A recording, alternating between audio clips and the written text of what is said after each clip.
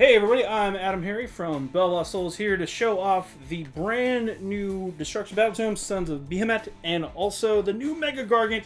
I'm super stoked about this one. This model is one that I have been waiting on since they announced it, and I can't wait to see how big it is and what you get in the box. So let's get started with some Age of Sigmar goodness. We're going to start with the book, the Battletome, real fast. We're not going to do a page-by-page review or anything like that. We're just going to show you some basics here. There's not a lot to go through in this book. It's kind of thin relative to other books. It's similar to the Imperial Knight book when that first came out for Warhammer 40k.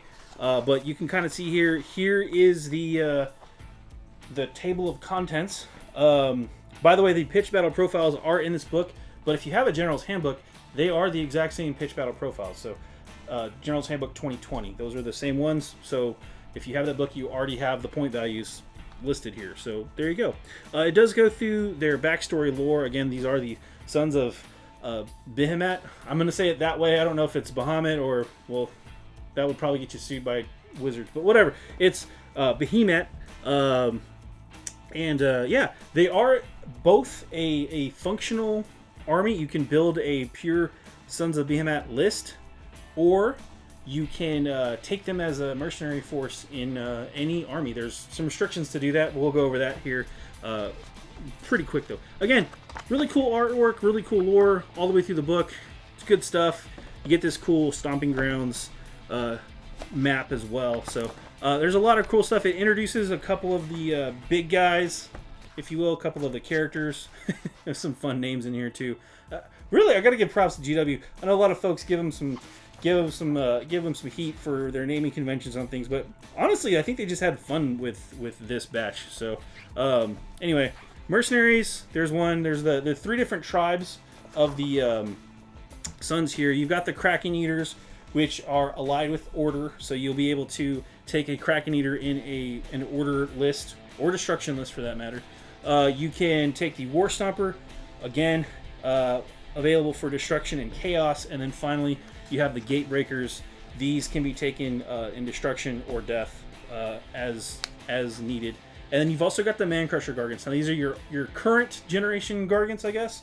The current Giants in the Age of Sigmar line. They're still very much a part of this book and this list. They actually got some boosts.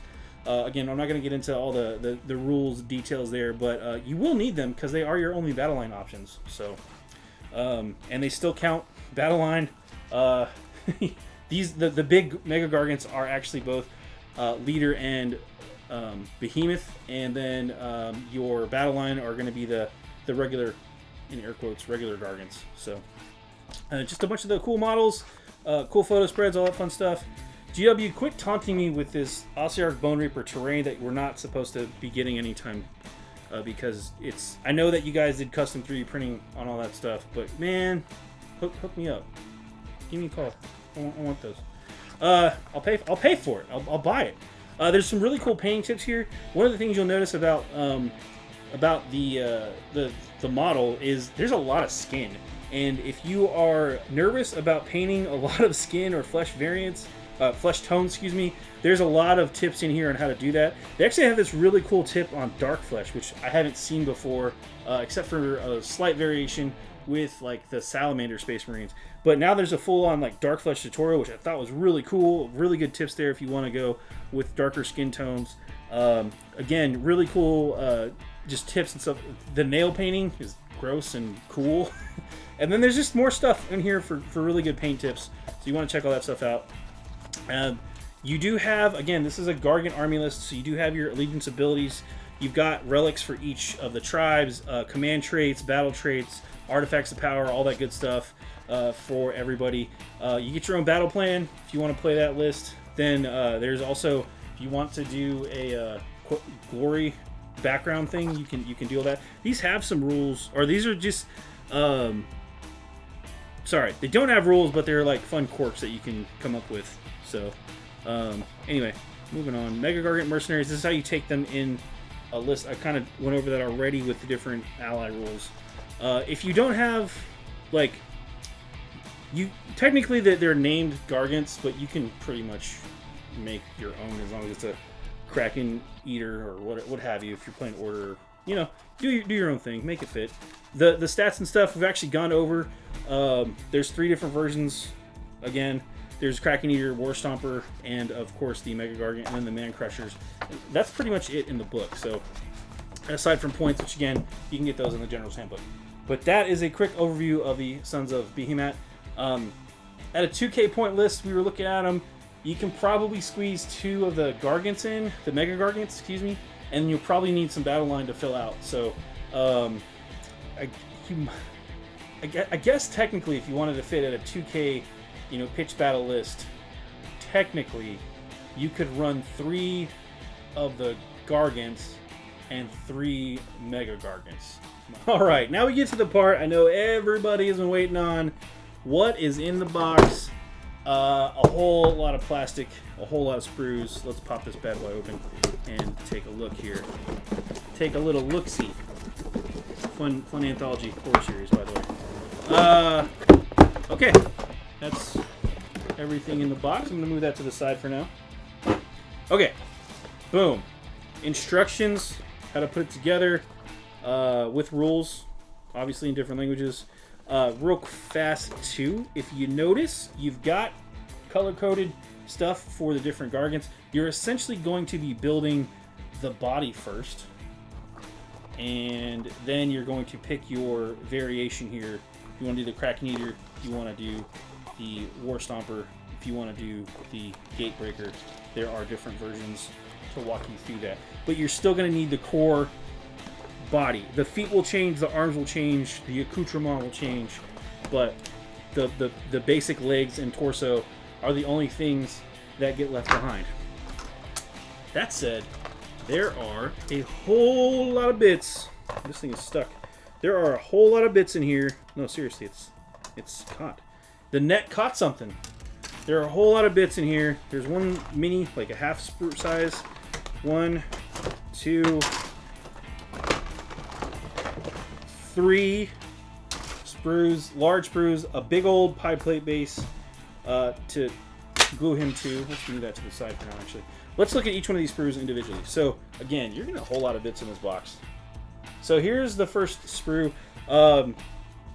Yeah, these are some of the weapon options here. See some various stuff. It looks like weapon options across the board, depending on, actually for all 3 of them. You got the club for the War Stomper, you got part of the flail for the Gatecrasher, and then a tentacle for the Kraken Eater. So, this flip side. A lot of detail already. You can kind of see the tentacles. You can see the grippy parts on all those. They're the net and the gate and all that fun stuff. Okay, let's move it on here. Okay, here's another sprue. More weapon options, more accoutrement. Here, there's the big net. There's the big ship mast that was on the back. Looks part of the club and things like that. There are some faces on here. There's the really cool shield bit. I believe one of these shield bits was part of a rumor engine as well. So, again, really nice, high detailed bits for your Gargant. All right. Next up, we have. This is kind of the sprue for the body parts. So you got your legs, your torso. Which again, those are kind of universal, and then you're going to have different feeties. So there's one foot that looks like a left foot, and then this is a different left foot. So you got a couple of different feet options here. You're going to end up with some leftover bits, and by some I mean there's probably more leftover bits than bits you're going to use to actually build a Gargant. So get ready to trade those bits to your hobby buddy. Here's the final sprue. Excuse me. There's some hands options on here. Hand options. There's the other half of the flail. These little parts here for the belt. There's a couple of arm options in here. It's pretty impressive, like the amount of stuff and also details. So if you can't tell by my tone already, you may be wondering why I kept talking about having leftover bits or whatever. Because I built one. Yeah, I built one. And I'm going to show you guys something. Let me just whip this out real fast. We're going to do some size comparisons. Don't worry about it. So I built the entire gate breaker, right? the whole thing. Really cool model. Again, we'll do more shots on him in a second. But you can tell from the leftover bits, again, there's that sprue. I didn't use maybe half of them. This sprue was the body. Used a bunch of those. Of course, you're going to use that universally. There's a ton of leftover bits here on this sprue. I think I cut out like 3 bits off of this entire sprue. Almost completely unused. And this sprue was more, again, but there are more bits still on the sprue than there were clipped off. So you're going to end up with a ton of leftover stuff when you build one of these. And you can add the extras. I think I want to do some stuff with those bits on the base to give it some character. If you've got any fortifications, I think that would be a good thing, or what have you. But yeah, it's pretty good. That bit snapped. I glued that a couple times. So I did drop this, I'll be perfectly honest, and this broke. But it should glue. But I should be able to glue it back again, and it'll be fine. But other than that, that was the only bit I was going to warn everybody about. Was like, hey, be careful. That thing will break, like you saw there. So great. Now I got to fix that. But anyway, let's do some quick size comparison shots. Here we have the comparison I'm sure everybody has been looking forward to. On your left, we have the Gatebreaker MEGA-GARGANT. On the right, we have an Imperial Knight Castellan. You can see here, height-wise, they are actually about the same height. I believe this version of the Gatebreaker clocks in at about 6.5 inches tall. Again, similar to the Castellan on your right.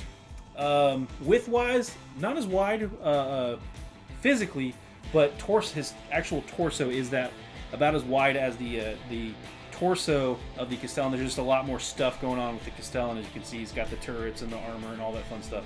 You can add a bunch of extra bits. You can probably add a couple of extra, maybe like a ½ inch or so to the Gatebreaker if you build a different version of them. But again, across the board, there's the size comparison that everybody wanted to see. Here's another shot comparing the MEGA-GARGANT to something you might actually encounter on the tabletop. We've got a Greater and Clean One on the left. On the right, we have a Keeper of Secrets. You can see, again, the Gargant does stand literally head and shoulders above the other two.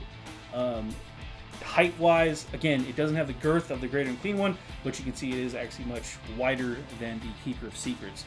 Again, just to give you some idea, bases and stuff too, these two models have the same base on them as well. So the Great and Clean One and the MEGA-GARGANT both have the same size base. To give you an idea of how large that model physically is. So again, this might be a more appropriate size comparison instead of an Imperial Knight, but pretty cool nonetheless. The final comparison I'm going to show off is the MEGA-GARGANT compared to some infantry models. On your left, we have a Primaris Intercessor. On your right, we have a Stormcast Eternal. You can see again the Stormcast Eternal probably more in scale with something you might actually be fighting with the MEGA-GARGANT. I don't know why you'd have a MEGA-GARGANT versus a Space Marine, but you know, whatever. Height-wise, again, with the models comparatively, they come up to about just under his kneecap, I would say. And base-wise, again, the Intercessor's on a 35mm base, whereas the Stormcast Eternal is on the larger 40mm base. So yeah, I think it's a pretty good comparison. You get a good idea of just how tall this guy really is. So yeah, it's a big model. Well, folks, that's everything for the new Sons of Behemat releases for Age of Sigmar. Again, the MEGA-GARGANT, super cool kit. You guys got to see the size comparisons there. The book is pretty good as well. Again, it's not as big as some of the other books, but there's not a whole lot of units in that army. I think this is going to be a neat little mercenary force to add. And if you want to, you know, get a couple buddies together that might maybe like each one of you get a giant, and then you can kind of share them and then like have your own armies, or if you want to run a full list. So just to share some of the cost there. But it is a really cool kit. I really do like it, and I can't wait to paint that thing up. I think I'm going to go with a undead zombie looking one for my Gatebreaker, because I play Death faction armies. That's apparently what I do. Anyway, I'm AdamHarry from BoLS, and thank you for watching.